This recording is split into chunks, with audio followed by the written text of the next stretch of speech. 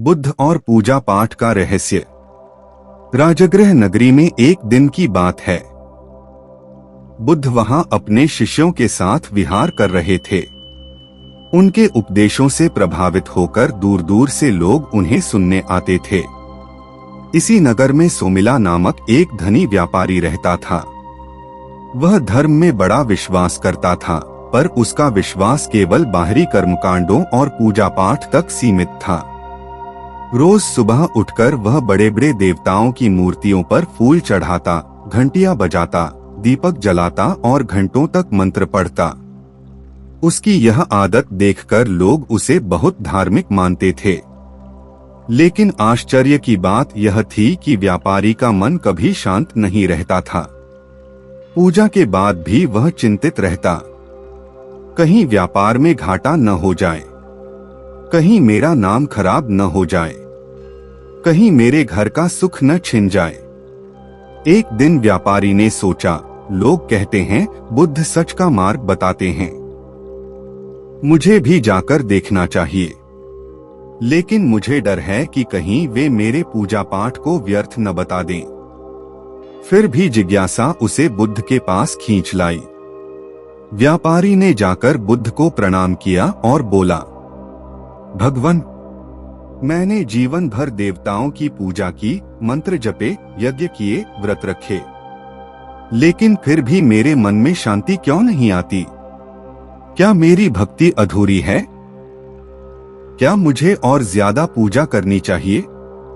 बुद्ध ने उसकी आंखों में देखकर शांत स्वर में कहा, सोमिला, क्या जब तुमने देवताओं की पूजा की तो तुम्हारा क्रोध मिट गया?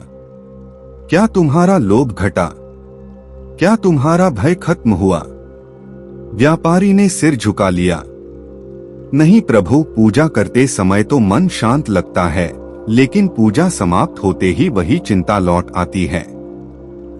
बुद्ध मुस्कुराए और बोले, यही कारण है कि मैंने पूजा पाठ नहीं किया, क्योंकि पूजा केवल बाहर की प्रक्रिया है, मन का रोग भीतर है।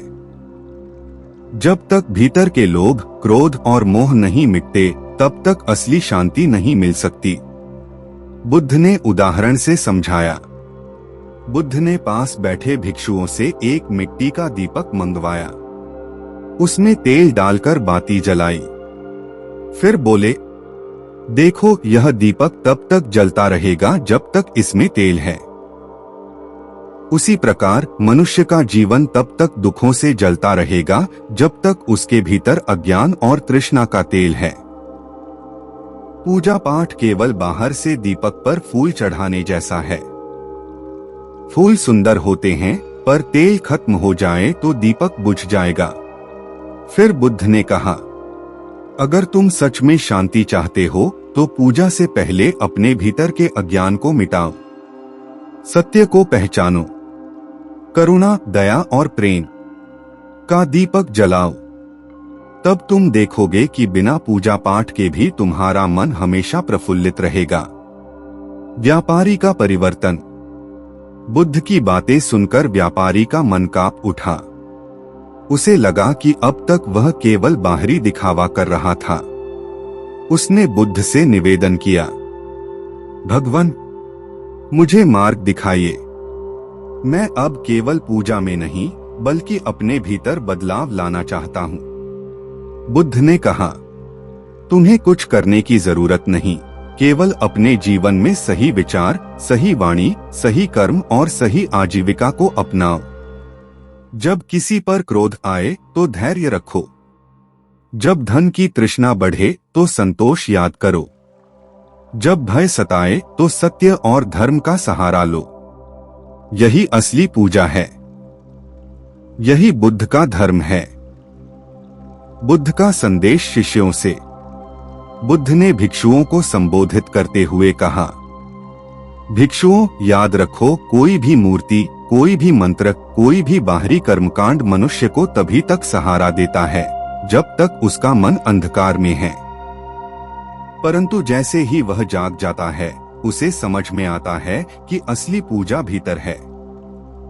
करुणा ही असली दीपक है, सत्य ही असली मंत्र है, संयम ही असली यज्ञ है। इसलिए मैंने पूजा पाठ नहीं किया, क्योंकि मुझे लगा कि सत्य की खोज बाहरी मंदिरों में नहीं, बल्कि इस शरीर और मन के भीतर ही है। कहानी का मोड़, व्यापारी का नया जीवन। उस दिन से व्यापारी ने अपना जीवन बदलना शुरू कर दिया। उसने दान देना शुरू किया, लेकिन दिखावे के लिए नहीं, जरूरतमंद की मदद के लिए।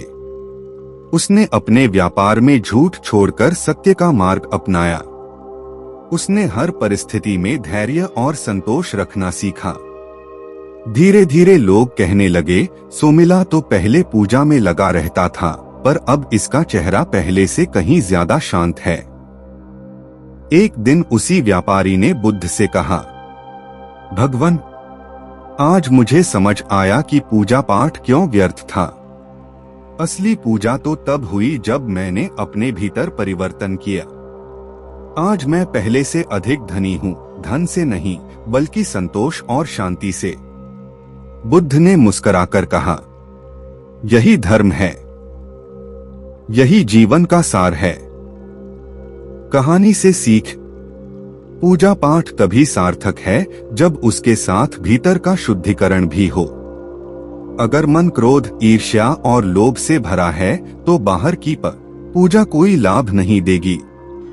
असली पूजा है करुणा, प्रेम, दया और सत्य का पालन। बुद्ध ने पूजा इसलिए नहीं की क्योंकि उन्होंने सच्चा मंदिर अपने भीतर खोज लिया था। कमेंट्स में जरूर बताइए कि आपको ये कहानी कैसी लगी। अगर आपको ये कहानी अच्छी लगी हो तो प्लीज लाइक और सब्सक्राइब कर दे। मिलते हैं अगली कहानी में, तब तक अपना ख्याल रखें। नमो बुद्धाय।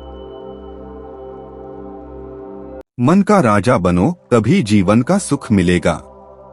मगध का विशाल महल सोने चांदी से सजा हुआ, जहां सुबह सुबह राजसी वाद्य बजते थे। सब कुछ वैभवशाली था, लेकिन उसी महल के भीतर अपने कमरे में खड़ा राजकुमार देवदत्त खिड़की से बाहर देख रहा था। उसके सामने सैनिकों की कतारें थीं, सेवक खड़े थे, लेकिन उसके चेहरे पर संतोष नहीं था। वह बुदबुदाया, देवदत्त स्वगत, मेरे पास सब कुछ है, पर शांति क्यों नहीं है? छोटी सी बात पर गुस्सा मुझे क्यों जला देता है? थोड़ी सी आलोचना मेरी नींद क्यों छीन लेती है? क्या मैं सचमुच राजकुमार हूँ या अपने ही मन का दास? उसकी आंखों में बेचैनी थी।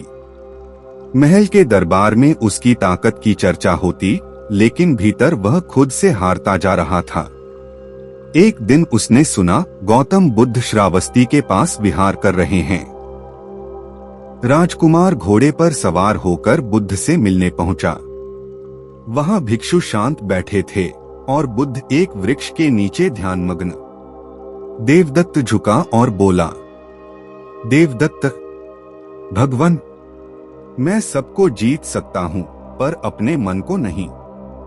गुस्सा, ईर्ष्या, लालच, ये सब मुझे खा जाते हैं। कृपया मुझे उपाय बताइए। बुद्ध ने आंखें खोलीं, करुणा से मुस्कुराए और बोले, बुद्ध, देवदत्त, अगर घोड़े पर बैठा सवार लगाम न पकड़े तो घोड़ा उसे कहीं भी ले जाएगा। तुम्हारा मन भी वैसा ही है।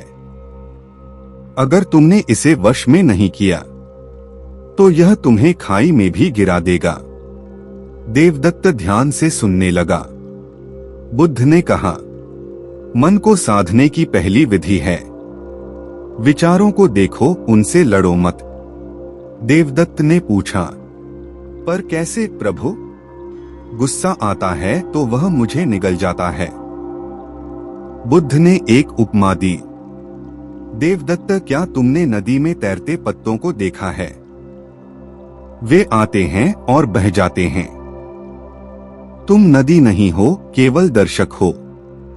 इसी तरह गुस्सा और भय भी आते जाते हैं। तुम्हें उन्हें केवल देखना है, उनसे लड़ना नहीं। देवदत्त ने मन में ठान लिया कि वह अभ्यास करेगा। कुछ दिन बाद देवदत्त फिर बुद्ध के पास आया। उसने कहा, भगवान, मैंने विचारों को देखना शुरू किया है, लेकिन कभी कभी वे बहुत तीव्र हो जाते हैं। बुद्ध ने उत्तर दिया, तब श्वास को पकड़ो। जब मन भटके गहरी सांस लो। श्वास ही जीवन का द्वार है। यह तुम्हें वर्तमान में वापस लाएगा। देवदत्त ने अभ्यास शुरू किया। महल में जब क्रोध उमड़ता, वह गहरी सांस लेता। धीरे धीरे उसका चेहरा शांत होने लगा। देवदत्त अक्सर दरबार में बहुत बोलता था। कभी सैनिकों को डांटता, कभी मंत्रियों से बहस करता। बुद्ध ने कहा, अत्यधिक वाणी मन को बिखेर देती है। मौन और मितभाषण से ऊर्जा बचती है। कम बोलो पर सार्थक बोलो। देवदत्त ने यह अपनाया। अब वह बिना कारण किसी को नहीं डांटता। जब बोलता तो सब ध्यान से सुनते। लोग आपस में कहने लगे, राजकुमार अब पहले जैसे नहीं रहे। उनकी बातों में गहराई आ गई है। एक दिन महल के पास एक गरीब स्त्री भोजन मांगने आई। पहले का देवदत्त होता तो उसे भगा देता, लेकिन अब उसने उसे भोजन और वस्त्र दिए। बुद्ध ने समझाया था, मन को शांत करने का सबसे बड़ा उपाय है करुणा। जब तुम दूसरों की भलाई करते हो तो भीतर का विष अपने आप पिघल जाता है। देवदत्त ने देखा, दूसरों की मदद करने से उसके भीतर अजीब सी मिठास और शांति भर जाती है। देवदत्त अभी भी कभी कभी हार या आलोचना से दुखी हो जाता था। तब बुद्ध ने अंतिम विधि बताई। देवदत्त, सब कुछ नश्वर है। राज्य, धन, यश सब एक दिन चला जाएगा। अगर इसे पकड़ोगे तो दुख पाओगे। अगर इसे अस्थायी समझोगे तो मन शांत रहेगा। देवदत्त ने इस शिक्षा को आत्मसात कर लिया। अब प्रशंसा मिलने पर वह फूलता नहीं और निंदा होने पर टूटता नहीं। महीनों के अभ्यास के बाद राजकुमार देवदत्त पूरी तरह बदल गया। उसका गुस्सा अब धैर्य में बदल गया था। ईर्ष्या अब करुणा में बदल गई थी। लालच अब संतोष में बदल चुका था। लोग कहते, राजकुमार अब केवल राज्य का नहीं, अपने मन का भी राजा बन गया है। देवदत्त ने बुद्ध से कहा, भगवान, अब मुझे समझ आ गया। सबसे बड़ी विजय दूसरों पर नहीं, अपने मन पर होती है। बुद्ध ने शिष्यों को संबोधित करते हुए कहा, मन ही सबका स्वामी है। अगर मन पर नियंत्रण है तो जीवन तुम्हारा है। अगर मन पर नियंत्रण नहीं है तो तुम जीवन के दास हो। याद रखो, 99% लोग मन के दास बनकर जीते हैं। सिर्फ वही 1% लोग सच्चे अर्थों में जीते हैं, जिन्होंने अपने मन को साध लिया। निष्कर्ष, यह कहानी हमें बताती है कि विचारों से लड़ने के बजाय उन्हें देखो। श्वास पर ध्यान लगाओ। कम बोलो और सार्थक बोलो। करुणा का अभ्यास करो और याद रखो कि सब अस्थायी है। जो इन 5 विधियों को अपनाता है वह सचमुच मन का राजा बन जाता है। और जब मन पर नियंत्रण होता है तभी जिंदगी सच में आपकी होती है। कमेंट्स में जरूर बताइए कि आपको ये कहानी कैसी लगी। अगर आपको ये कहानी अच्छी लगी हो तो प्लीज लाइक और सब्सक्राइब कर दें। मिलते हैं अगली कहानी में, तब तक अपना ख्याल रखें। नमो बुद्धाय।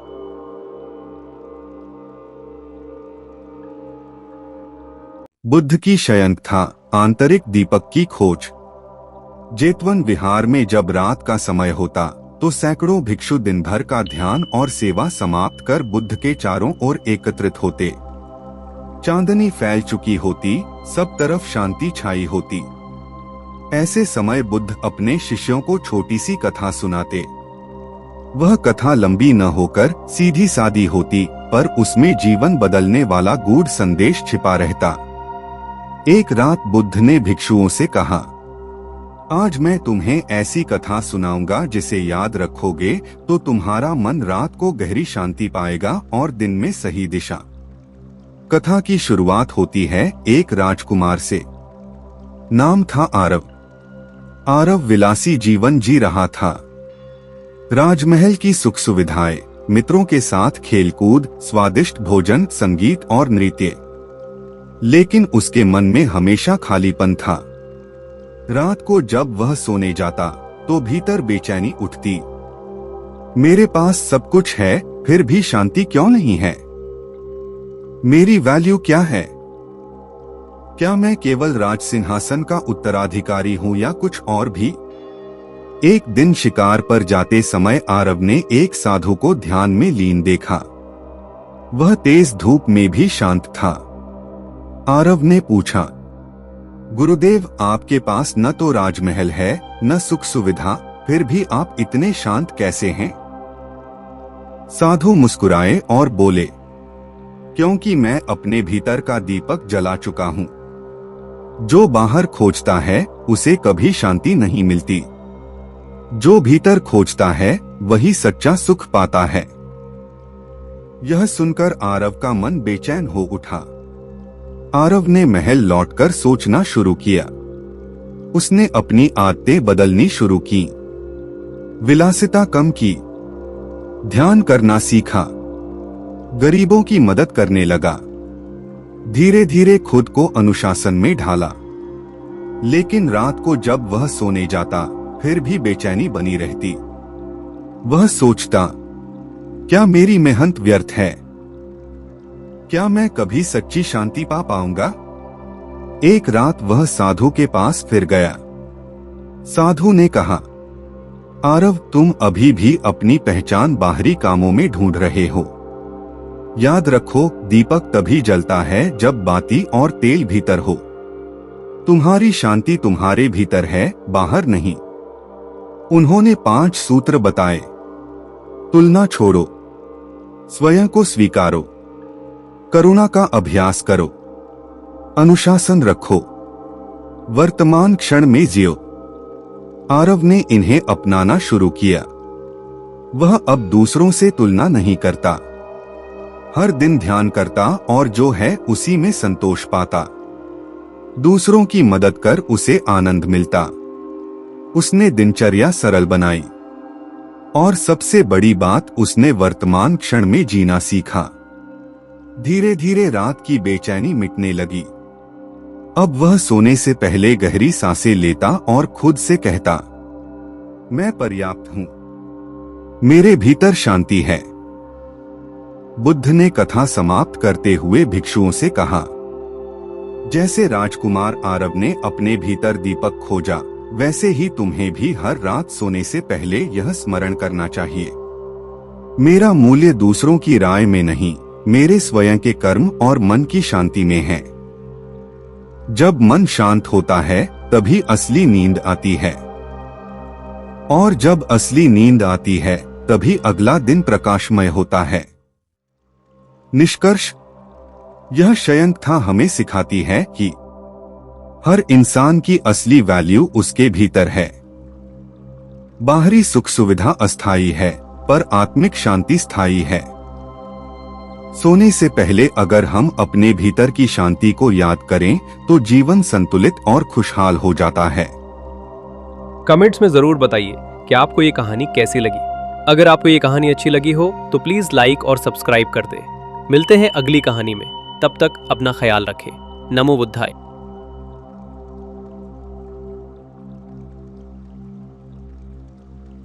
खुद पर ध्यान दो, अपनी वैल्यू बढ़ाओ। गौतम बुद्ध ने हमेशा कहा, जो अपने भीतर का दीपक जलाता है वही संसार को प्रकाशित कर सकता है। दुनिया का सम्मान पाने के लिए सबसे पहला कदम है खुद को पहचानना और अपनी आंतरिक शक्ति को बढ़ाना।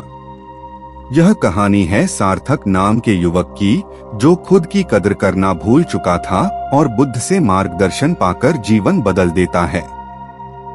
सावाट्ठी नगर में सार्थक नाम का एक युवक रहता था।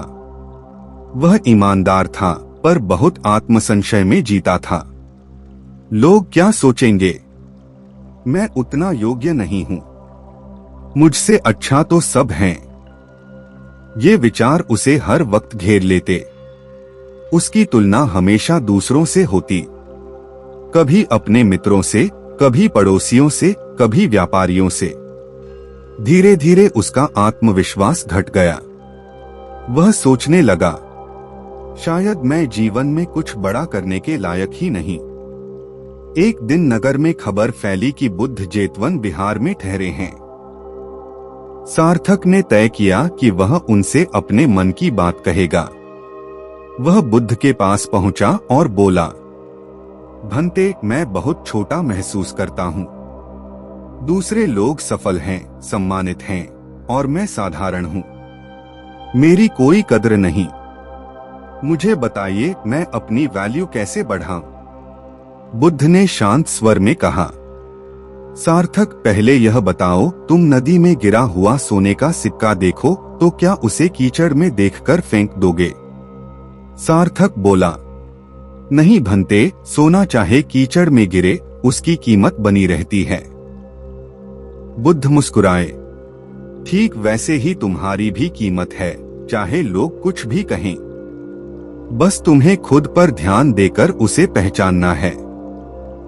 बुद्ध ने सार्थक को 5 बातें सिखाई जो हर इंसान को अपनी वैल्यू बढ़ाने के लिए अपनानी चाहिए। 1. स्वयं की तुलना मत करो। बुद्ध बोले, दूसरों से तुलना करना अपने मूल्य को खोना है। गुलाब और कमल दोनों सुंदर हैं, लेकिन उनकी सुंदरता अलग है। अगर गुलाब खुद को कमल से छोटा समझे तो अपनी खुशबू भूल जाएगा। सार्थक ने सोचा, सच है, मैं दूसरों को देखकर खुद को कम आंकता हूं।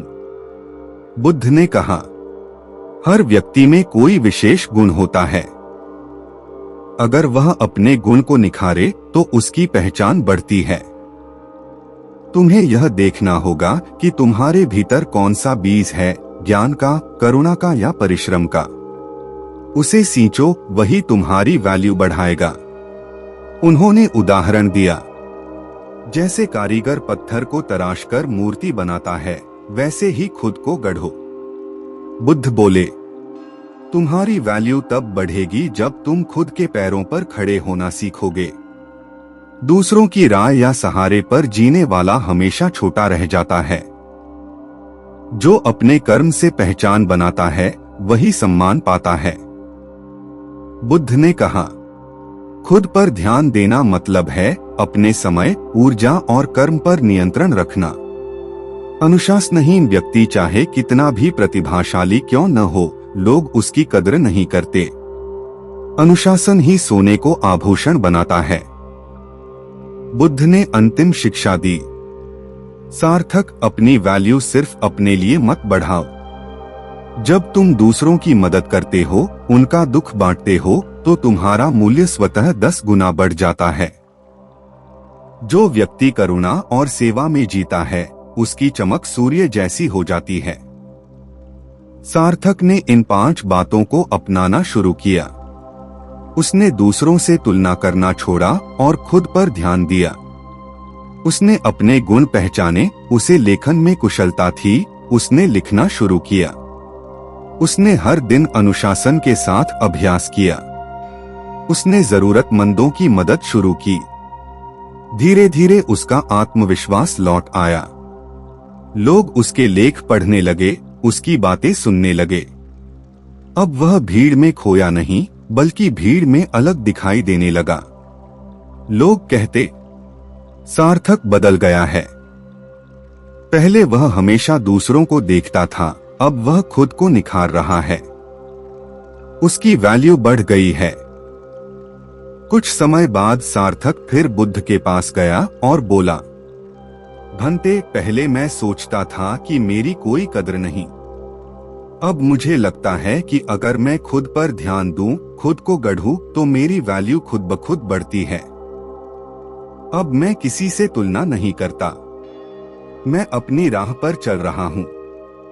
बुद्ध मुस्कुराए और बोले, यही सत्य है सार्थक।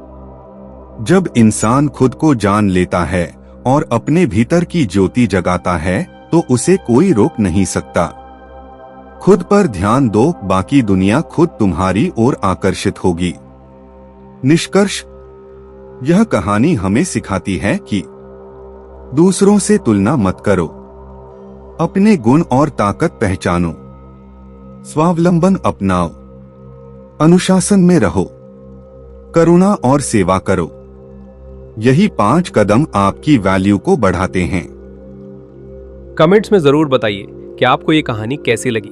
अगर आपको ये कहानी अच्छी लगी हो तो प्लीज लाइक और सब्सक्राइब कर दें। मिलते हैं अगली कहानी में, तब तक अपना ख्याल रखें। नमो बुद्धाय।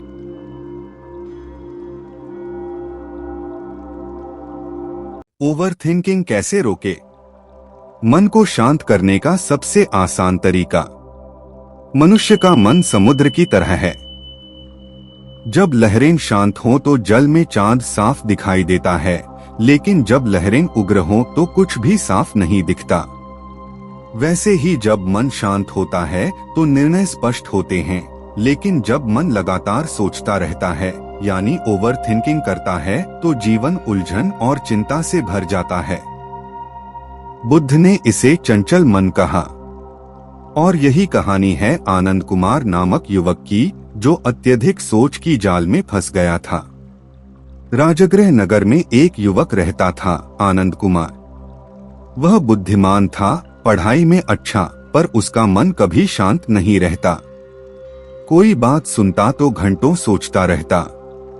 कोई भविष्य की योजना बनाता तो मन में 10 शक उठते। अगर कोई उसकी आलोचना कर देता तो वह रात भर करवटें बदलता। यहाँ तक कि छोटे छोटे फैसले भी वह नहीं ले पाता।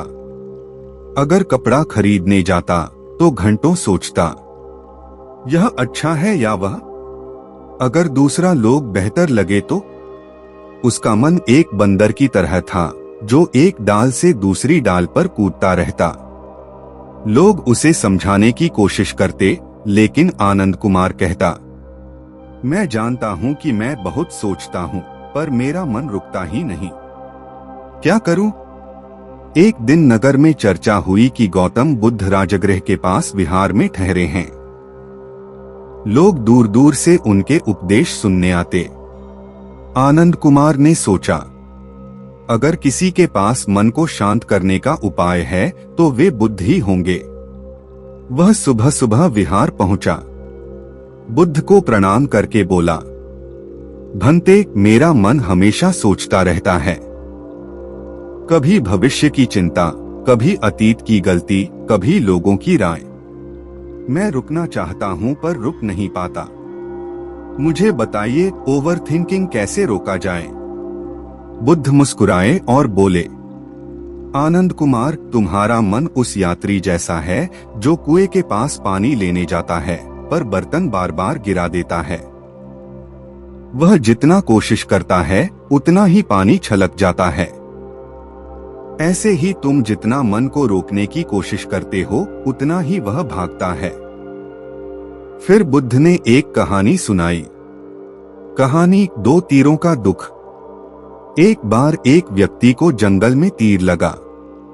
वह बहुत दुखी हुआ, लेकिन फिर उसने सोचना शुरू किया, यह तीर किसने चलाया, क्यों चलाया, किस लकड़ी का है, क्या मेरे साथ ही क्यों? इन सवालों से उसका दर्द और बढ़ गया। बुद्ध बोले, पहला तीर वास्तविक समस्या है, लेकिन दूसरा तीर तुम्हारे मन का है, यानी ओवरथिंकिंग। पहले तीर को तो सहना ही होगा, लेकिन दूसरा तीर तुम्हारे ही हाथ में है, चाहे तो छोड़ दो। आनंद कुमार ध्यान से सुनने लगा। बुद्ध ने कहा, आनंद कुमार, ओवरथिंकिंग को रोकने का सबसे आसान तरीका है साक्षी भाव। जब मन भागता है उसे रोकने की कोशिश मत करो, बस देखो। जैसे नदी का प्रवाह देखते हो वैसे ही विचारों को देखो। एक श्वास पर ध्यान। बुद्ध ने समझाया, जब भी मन में विचार दौड़ने लगे, श्वास पर ध्यान दो। गहरी सांस लो, फिर धीरे धीरे छोड़ो। कुछ क्षणों में ही मन शांत होने लगेगा। अल्पविराम। उन्होंने कहा, निर्णय लेने से पहले थोड़ा ठहरो। जैसे पका फल पेड़ से खुद गिरता है, वैसे ही सही विचार खुद परिपक्व होंगे। 3 इलेखन। बुद्ध ने सुझाया, जो बातें मन में बार बार आती हैं, उन्हें लिख डालो। लिखते ही मन हल्का हो जाएगा और वह बोझ नहीं बनेगा। 4 कृतज्ञता। बुद्ध बोले, हर रात सोने से पहले 3 बातें याद करो जिनके लिए तुम आभारी हो। इससे मन नकारात्मक सोच से हटकर सकारात्मक ऊर्जा से भर जाएगा। वैराग्य। बुद्ध ने कहा, ओवरथिंकिंग का मूल कारण है हर बात को पकड़कर बैठ जाना। अगर तुम छोड़ना सीखो तो मन हल्का हो जाएगा। आनंद कुमार ने बुद्ध की बात मानी। हर दिन श्वास पर ध्यान करता, विचार लिखता और आभार प्रकट करता। धीरे धीरे उसका मन शांत होने लगा। जहां पहले वह छोटे फैसलों पर उलझता था, अब सहजता से निर्णय लेने लगा। जहां पहले आलोचना पर रात भर सोचता था, अब मुस्कुराकर छोड़ देता। लोग हैरान होकर पूछते, आनंद कुमार, तुम्हारे चेहरे पर यह शांति कैसे आई? वह कहता, मैंने सोचना कम नहीं किया, बस सही दिशा में करना सीखा। निष्कर्ष। बुद्ध ने आनंद कुमार को सिखाया कि ओवरथिंकिंग रोकना बलपूर्वक संभव नहीं। इसका उपाय है साक्षी भाव और सही दिशा में ध्यान। श्वास, लेखन, कृतज्ञता और वैराग्य से मन हल्का होता है। और जब मन हल्का होता है, तभी जीवन में आनंद आता है। बुद्ध के शब्द आज भी उतने ही सत्य हैं। मन की गुत्थियां सोचने से नहीं, देखने से सुलझती हैं। कमेंट्स में जरूर बताइए कि आपको ये कहानी कैसी लगी। अगर आपको ये कहानी अच्छी लगी हो तो प्लीज लाइक और सब्सक्राइब कर दे। मिलते हैं अगली कहानी में, तब तक अपना ख्याल रखें। नमो बुद्धाय।